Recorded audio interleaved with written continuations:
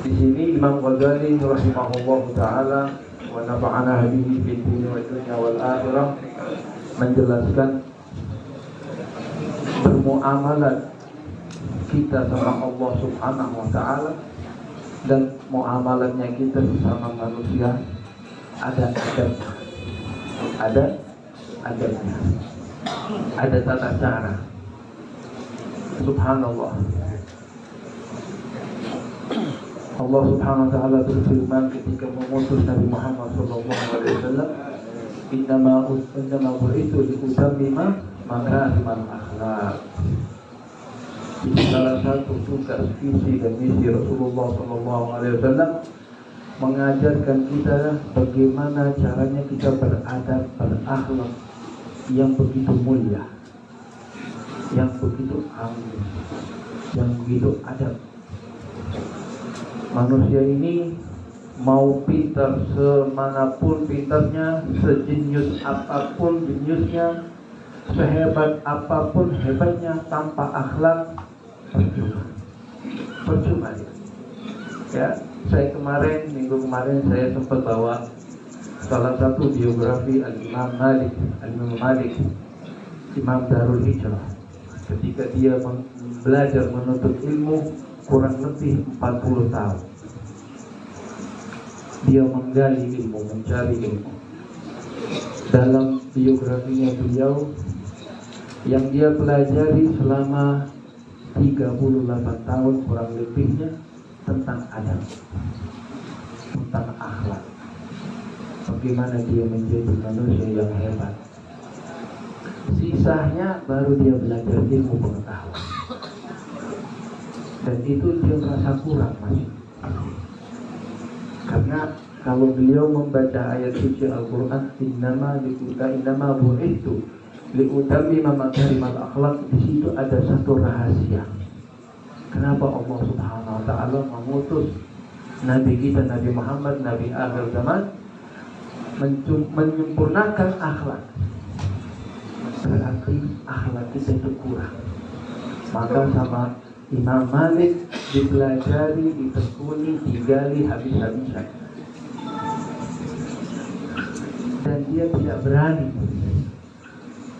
bilang saya cukup belajar akhlak, saya sudah puas dengan akhlak. Ternyata masih banyak yang dia belum pelajari, apalagi kita. Hubungan kita sama orang tua, sama guru, sama kakak, sama ibu kita, kira-kira bagaimana? Sudah pantaskah menjadi orang yang beradab atau enggak? Jangankan sesama manusia, sama Allah Subhanahu wa taala. Ya. Makanya Imam Hasan al-Basri, salah satu tabi'in radhiyallahu anhu, ketika ditanya, pada zamannya Imam Hasan al-Basri ini seorang waliullah, seorang imam besar, terkenal dengan zuhudnya, orang yang zahid, sampai dibilang sama khalifah, ma sirru zuhdika fid dunya ya abasan, apa rahasia zuhud inti di dunia ini? Rahasianya apa? Katanya empat hal. Yang pertama, alimtu anna rizqi la ya'khudhuhu ahadun ghairi fatma'anna bihi. Saya tahu dan saya yakin urusan duit, urusan perut, tidak akan ada yang akan ambil jatah saya kecuali saya punya, dan itu nasib saya. Maka di situ saya tenang, hatiku jadi tenang. Kenapa? Dia tahu manusia hidup di dunia ini yang dikejar dunia, wajar, cari nafkah, ya, cari kekayaan, cari kesenangan. Ahlan Habib Abu Bakar, selamat datang, masya Allah. Mudah-mudahan Allah kasih panjang umur, sehat terus. Abu Bakar, orang tua kita ini orang ahli sir.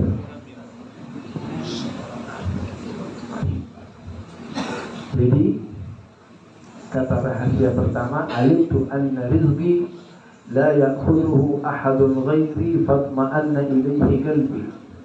Karena rizki kita itu tidak akan ada yang ambil kecuali kita, yang memang sudah ditentukan sama Allah SWT. Maka di situ saya hidupnya tenang, ibadah pun jadi tenang, nggak terburu-buru, dengan tata cara yang baik, ya kan? Wa alimtu, yang kedua, wa alimtu anna a'mali la yaqumu ahadun ghairun siwai fastaqatu. Dan saya tahu yang kedua, amalan yang saya dituntut untuk menjalankannya, tidak ada orang yang bisa mewakili saya, tidak ada orang yang bakal menjalankan amalan saya. Maka dari situ saya harus kerjakan sendiri, ya kan? Jadi nggak bisa kita membayar orang, punya duit nih, tolong ente sholat, pas sholat subuh 2 kali, satu buat aneh, nggak bisa. Nanti pas bulan puasa, ente kalau bisa jangan 12 jam puasanya, 24 jam. Kenapa? Yang 12 lagi buat aneh, nggak bisa. Sedekah, coba ente tolong sedekahkan atas nama anak, lain cerita kalau itu keluar dari duit. Terus yang ketiga, wa alimtu annani rabban yantadhuruni fasta'atulah. Dan saya tahu bahwa saya bakal meninggal dunia dan menghadap yang Maha Kuasa. Maka saya sudah bersiap-siap untuk menghadapinya. Nah, menghadapinya dengan cara apa? Diajarkan sama Imam Malik, nanti sebentar lagi kita bahas. Dengan akhlak yang mulia, dengan adab. Ibadah sama Allah itu perlu adab.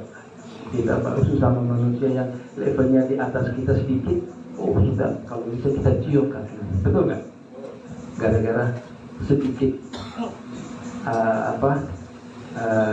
sedikit lebih dunia, sedikit uang atau sedikit hadiah lah, diiming-iming sekian ribu, udah. Itu sifat manusia.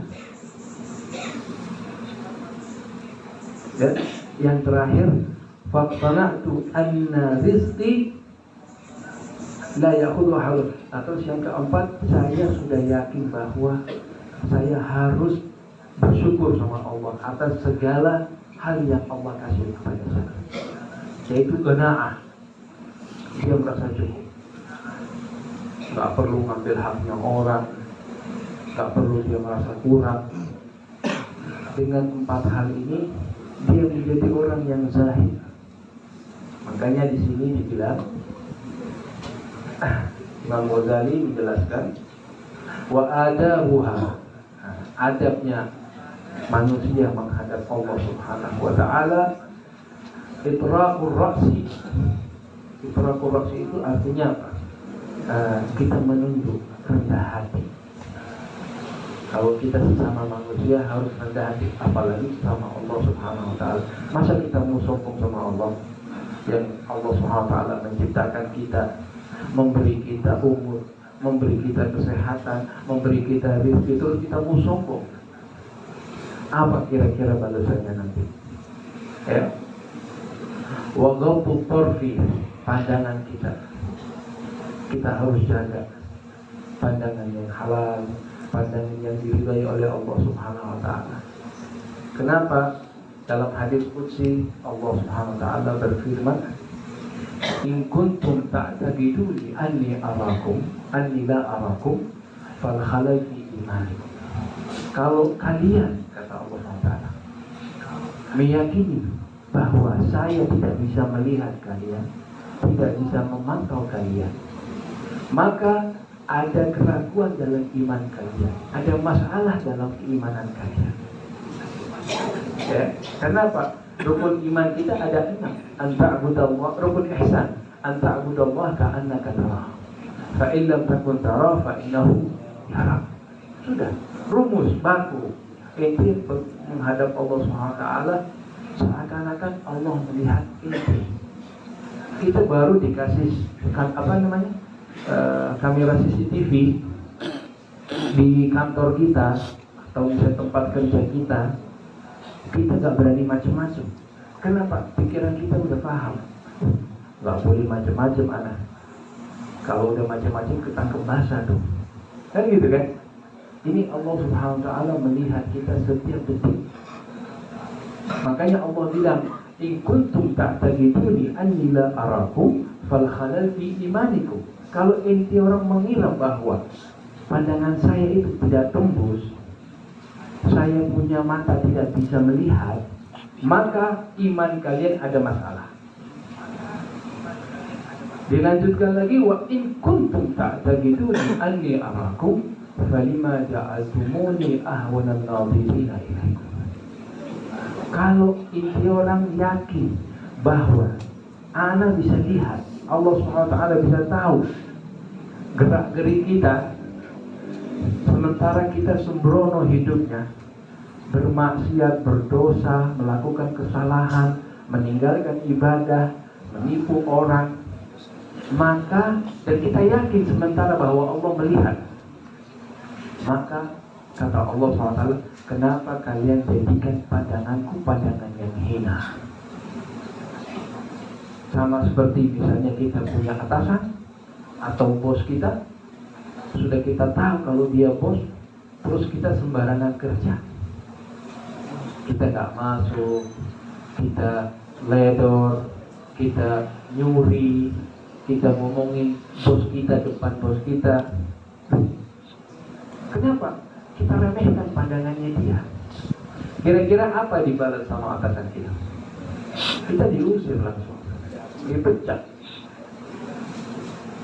tidak hormat. Nah, ini sama Allah SWT kita masih dilindungi, dijaga, dikasih kenikmatan, dikasih kesehatan, dikasih rizki. Nikmat-nikmat yang Allah kasihkan gak dicabut. Zaman Nabi Musa diceritakan, waktu Nabi Musa lagi hijrah sama kaum Yahudi, pada waktu itu dalam sejarah dibilang kurang lebih 20.000 atau 40.000, banyaknya. Mereka hampir kekeringan, tidak ada hujan, lama sekali tidak ada hujan, sampai mereka takut kematian. Karena kaum Yahudi percaya sama Nabi Musa, dan Nabi Musa adalah kalimullah, ya, yang bisa diskus dialog sama Allah SWT. Wahai Nabi Musa, mintalah tolong sama Allah Subhanahu Wa Taala, mintalah tolong. Akhirnya Nabi Musa berdoa, ya Allah, iskina, minta air hujan, disirami air hujan. Dijawab sama Allah SWT, ya Musa, lan asqikum madama fikum asi. Saya tidak akan memberi hujan, saya tidak akan menurunkan hujan. Kenapa? Karena ada salah satu di antara kalian orang yang sedang bermaksiat, dan bermaksiat lama banget. Di dalam riwayat hampir 40 tahun bermaksiat, gak pernah taubat. Dan saya larang hujan saya turun gara-gara itu orang. Disebut satu orang dong. Akhirnya Nabi Musa berdiri ngomong sama kaumnya, ya kaum, innallaha lan yasqina madama fina 'asi, falyakhrujul 'asi wa yatub ila Allah. Katanya Nabi Musa, Allah SWT berbicara sama aku. Gara-gara satu orang di antara kita bermaksiat sama Allah selama 40 tahun, Allah murka, Allah marah, Allah tidak akan menurunkan air hujan. Maka orang itu kita berharap dia keluar dan bertaubat sama Allah. Semua kaum Yahudi menunggu kira-kira siapa yang keluar. Penasaran kan? Ya, ini gara-gara dia nih. Akhirnya kita jadi sengsara. Yang paham kalau dirinya bermaksiat, dia juga lagi nunggu siapa yang bisa keluar. Dia tengok kanan kiri, gak ada yang keluar. Akhirnya dia paham bahwa dirinya yang dimaksud. Tapi dia malu kebongkar aibnya dia di hadapan orang umum. Akhirnya dia merenung, dia nangis di situ. Dia bertobat, dia mengaku dirinya salah sama Allah di dalam hatinya, dan dia bertobat. Ya Allah, saya mengaku, dan saya bertobat, benar-benar bertobat. Gak lama awan berkumpul, hujan turun. Nabi Musa tambah heran. Ya Allah, orang yang engkau maksud belum keluar, orang yang engkau maksud belum bertaubat, kok air hujan turun? Katanya Allah SWT, innama mana'tukum innama saqaitukum billadhi mana'tukum. Kata Allah, saya sesungguhnya menurunkan hujan gara-gara itu orang juga. Siapa ya Rasulullah? Siapa ya Allah SWT? Siapa? Kata Nabi Musa. Siapa? Saya penasaran. Ya Musa, asani arba'ina yawman, arba'ina sanatan, fasaturtu. Al-ana taba, afa aftahuhu. Musa, katanya Allah, dia bermaksiat kepadaku sekitar 40 tahun. Saya tutupi dia, saya lindungi dia. Apa sekarang dia bertobat, saya bongkar rahasianya? Gak mungkin. Allah Maha Pengampun, Allah Maha Pemaaf. Kita penuh dengan dosa, ya. Makanya dibilang wa ghaddut tarfi wa jam'ul hammi. Kita harus fokus ibadah, harus tahu sholat seperti apa, puasa adabnya seperti apa, mau sedekah seperti apa, ya. Wa dawamus shamti, artinya lisan ini yang ditunjuk sama Imam Ghazali. Jangan asal bicara, jangan asal komen, jangan asal nyanyi. Nabi Muhammad SAW bilang, al-muslimu man salima al-muslimuna min lisanihi wa yadihi.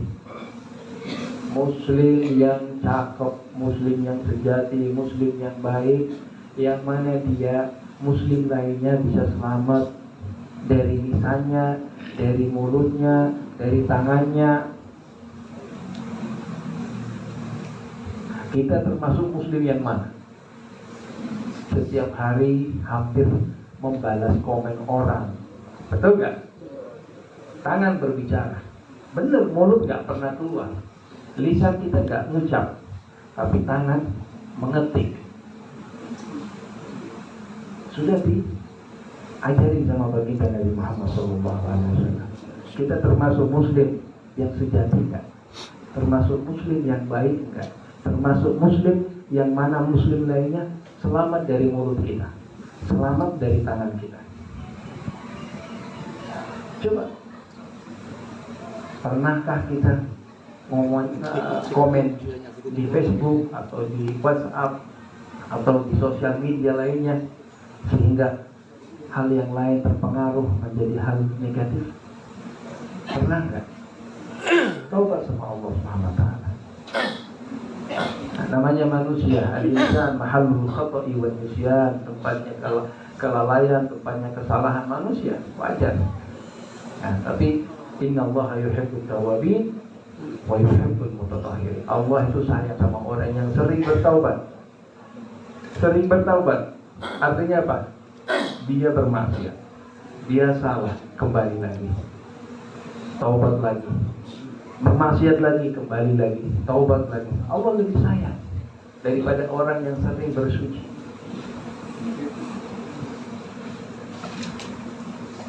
Wadawamu somti, jadi lisan ini harus dijaga dengan baik-baik. Wasukunul jawareh, diamnya anggota badan kita menjadi lebih hening, lebih tenang.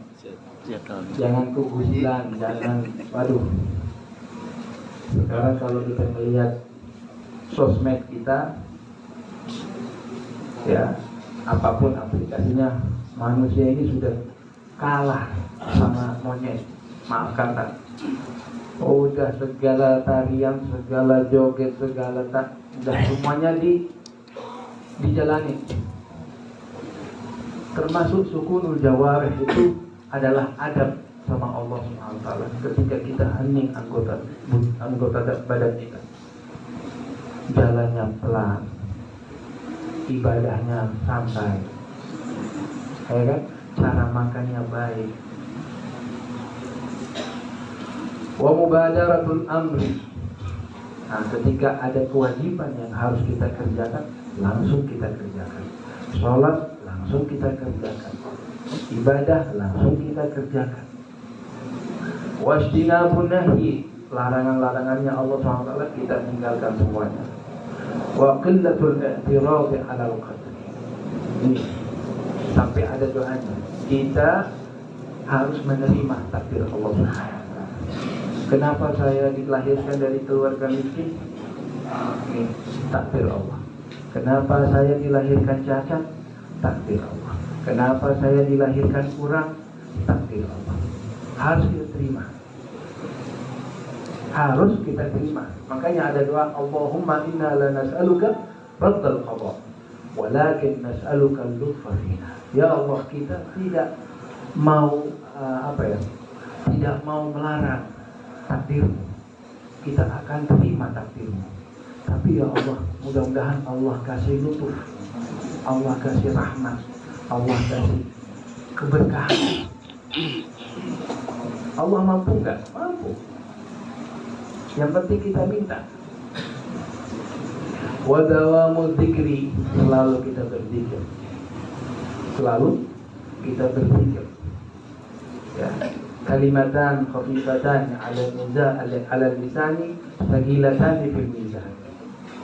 Subhanallah wa bihamdihi, subhanallahal azim. Dua kalimat, subhanallah wa bihamdihi, subhanallahal azim. Katanya Rasulullah, dua kalimat ini ringan di lidah, enteng, tapi berat di hari kiamat, berat di timbangan. Cuma dua kalimat. Kalau kita baca sekali, berapa beratnya kita nanti? Ya. Dan juga afdhalul dzikri seperti yang kita baca setiap malam Jumat, la ilaha illallah Muhammadur Rasulullah.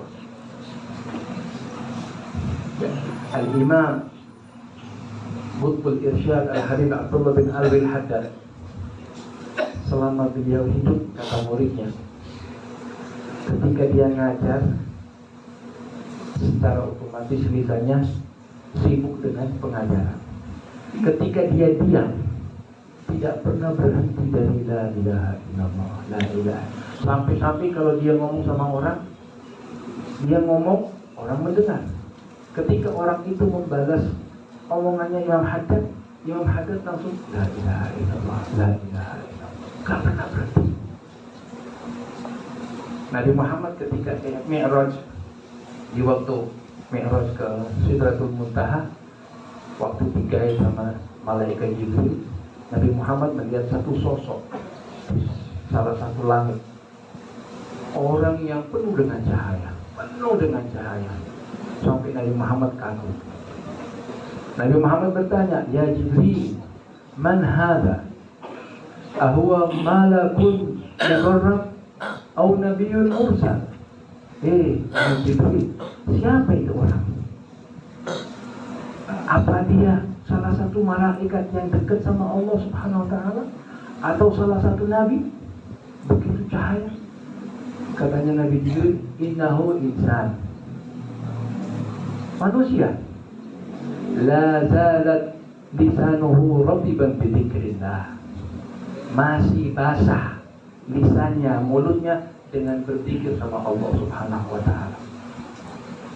Sampai dia mendapat maqam yang tinggi, mendapat cahaya entah dari mana. Sampai Nabi Muhammad kagum. Semuanya berhak untuk mendapat cahaya itu, asalkan kita jalankan. Ya. Astaghfiru rabbakum innahu kana ghaffara. Cukup kita beristighfar setiap hari. Apa keutamaan istighfar? Yursilis samaa alaikum bidarara wa yumdidkum bi amwalin wa banin. Gara-gara istighfar kita dimudahkan rezeki. Gara-gara istighfar kita dimudahkan kerjaannya. Gara-gara istighfar kita dimudahkan kehidupannya. Sampai yang nggak punya anak, kata Allah, wa yumditkum bi amwalin wa banin. Dikasih rizki, dikasih keturunan. Imam Ahmad bin Hasan al-Attas ketika dia ditanya, misalnya semua orang punya masalah, hidup di dunia ini pasti punya masalah.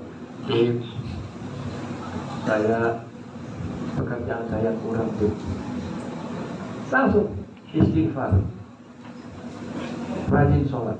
Obatnya itu istighfar, rajin sholat, istighfar, rajin sholat. Karena itu janjinya Allah Subhanahu wa Ta'ala. Oh enggak, sebentar, ente harus usaha apa, modal ente berapa, bidang apa, enggak, terserah. Tapi istighfar, tekunin sholat. Inna sholata tanha 'anil fahsya'i wal munkar. Kenapa? Sholat itu menjaga kita dari kemungkaran, menjaga kita dari hal yang buruk. Ditambah lagi kita beristighfar, kita merasa diri kita hina, merasa diri kita kotor. Makanya kita, Nabi Muhammad SAW aja yang dijamin surganya, masih beristighfar setiap hari tidak kurang dari 70 kali. Apa Nabi Muhammad berdosa? Nggak mungkin. Nabi Muhammad setiap malam bertahajud sampai tawarramat gadamah, sampai kakinya bengkak keluar darah, sampai istrinya Siti Aisyah kesian. Ya Rasulullah, buat apa engkau susah payah ibadah seperti ini? Kan kau sudah dijamin surganya. Apa jawaban Nabi Muhammad? Afala akunu 'abdan syakura? Apakah saya tidak pantas menjadi hamba yang bersyukur sama Allah atas segala nikmatnya? Ini Nabi Muhammad. Kita belum tentu masuk surga, betul kan? Masih berharap. Belum tentu meninggal dalam husnul khatimah, masih berdoa. Tapi kita masih sombong di dunia, masih angkuh, masih kurang ajar, masih nggak punya adab.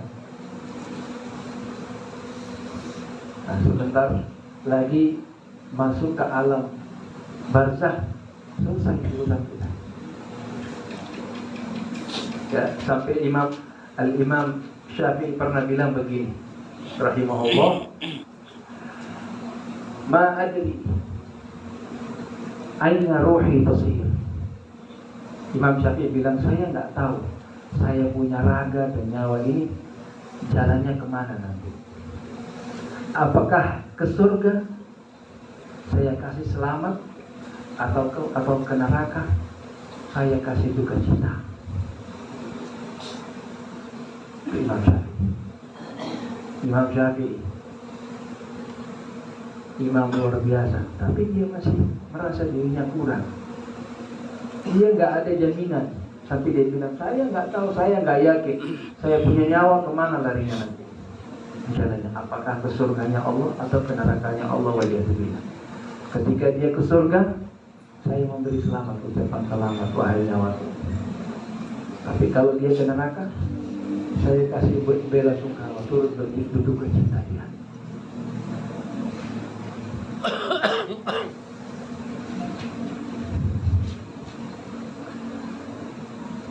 Wa itharul haqqi 'alal batil wa mulazamatul fikr.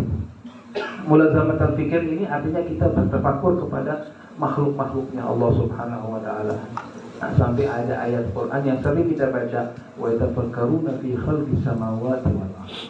Karena ini ibadah ternyata. Ya Allah, lihat pohon ini bagaimana diciptakan sama Allah. Rahasia binatang ini seperti apa? Sirnya ini seperti apa? Lautan, gunung, sawah dan sebagainya, makhluk-makhluk Allah banyak. Kita bilang subhanallah, begitu hebatnya Engkau ya Allah. Ini mengucap kayak gitu aja sudah ibadah. Wa izarul haqqi 'alal batil. Kita harus menjaga hak. Yang namanya hak kita harus jaga. Ya. Karena Rasulullah bilang, "Man ra'a minkum munkaran falyughayyirhu biyadihi. Fa in lam yastati' fa bi lisanihi. Fa in lam yastati' fa bi qalbihi, fa dzalika adhaful iman."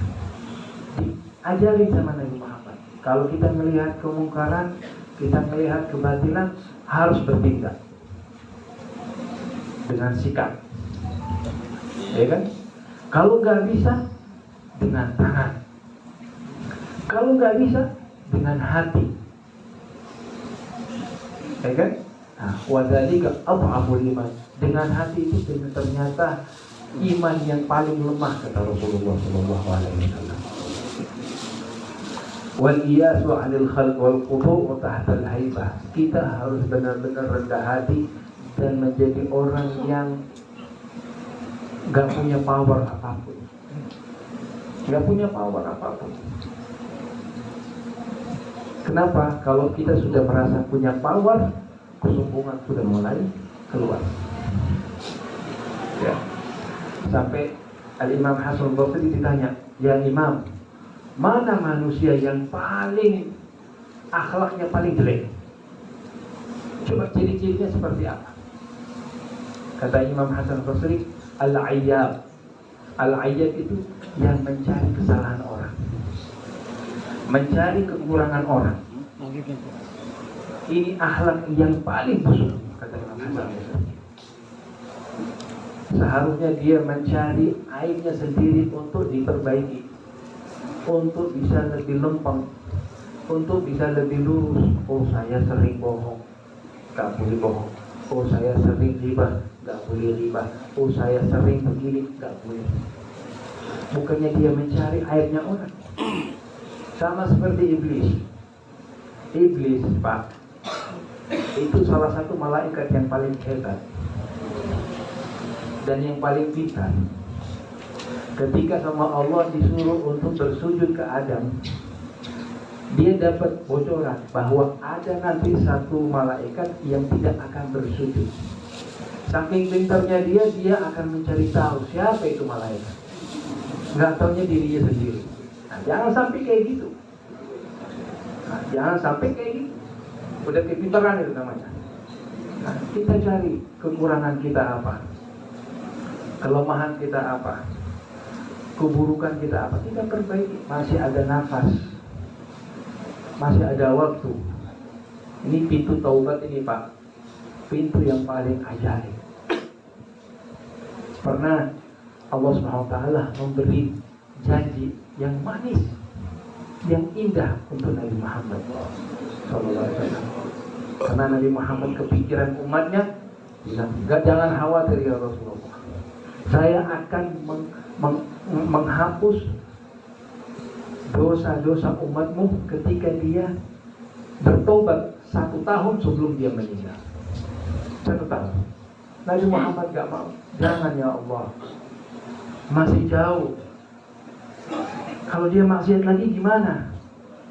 Ya sudah, kalau gitu 1 bulan. Masih gak terima Nabi Muhammad.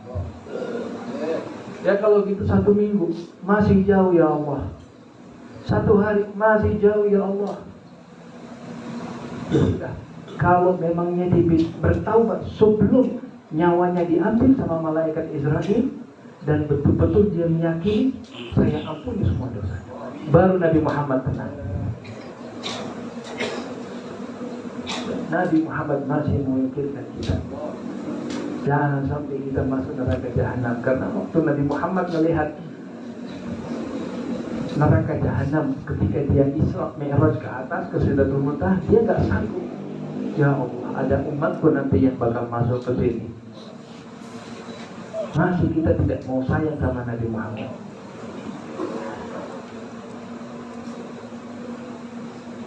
Wal ikisaru tahtal haya, dan kita harus benar-benar punya rasa malu. Al haya'u minal iman, katanya Nabi Muhammad. Haya itu ada rasa malu. Gak pantas, saya kurang lihai, saya bukan ahlinya, saya malu. Tapi malu-malu yang benar-benar diajarkan oleh agama. Bukannya dibilang, ibadah, saya malu sama Allah. Bukan gitu. Masa malu sama Allah? Nah, itu namanya dicuci pikirannya sama iblis. Jangan. Haya itu yang mana dia malu, tidak pantas. Tidak pantas dia tampil, tidak pantas dia mendahului orang tua, tidak pantas banyak. Wasukunu an hiyalil kasbi sigatan bitaman. Wa tawakkulu fi an ala fadlillahi ma'rifatun bi husnil ikhtiyar. Kita harus menerima apa yang Allah kasih, dan kita harus meyakini rezeki kita dari Allah Subhanahu wa taala, dan kita harus bertawakal. Nah, orang ini mengartikan tawakal ini beda. Dia pokoknya kalau mau jalan cari nafkah, dia tawakal. Sudah, tawakal saya, bukan begitu caranya. Allah mengasih kita akal untuk bisa berpikir. Sama seperti ada satu Arabi, dia suka kehilangan ontanya di pasar karena dia bertawakal. Akhirnya dia ngadu sama Rasulullah. Ya Rasulullah, saya sudah tawakal, tapi onta saya sering hilang. Kan gitu? Apa diajarkan sama Nabi Muhammad? I'gilha wa tawakkal. Inti ikat itu onta. Di pohon kek, di tiang kek, di rumah kek, di satu tempat biar dia nggak lari kemana-mana. Habis itu tawakal. Artinya ada ikhtiar, ada sebab. Kita mencari rezeki boleh tawakal, tapi harus ada ikhtiar. Mau dagang, mau jadi karyawan, ya kan? Bukannya terus jalan gitu tawakal, dipikir orang gila nanti. Ya. Wa tawakkul ala fadlillah ma'rifatan bi husnil ikhtiyar, dengan ikhtiar sebaik-baiknya ikhtiar. Wa hadha kulluhu yanbaghi an yakuna syi'aruka fi jami'i laylika wa nahar. Ini semua sifat-sifat yang tadi itu, kata Imam Ghazali, harus kita benar-benar jalani setiap detik, setiap waktu, di siang hari, di malam hari. Fa'innaha adabu suhbah. Karena itulah kita bisa adab dengan Allah Subhanahu wa ta'ala. Ma'a sahibin la yufariquk, dengan satu teman yang mana dia tidak akan meninggalkan kita, yaitu Allah Subhanahu wa ta'ala.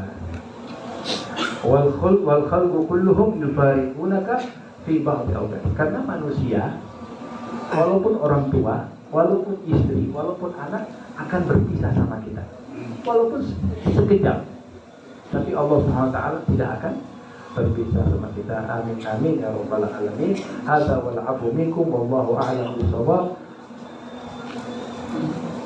Wa sallallahu ala sayyidina Muhammadin wa ala alihi wa sahbihi wasallam. Walhamdulillahi rabbil alamin.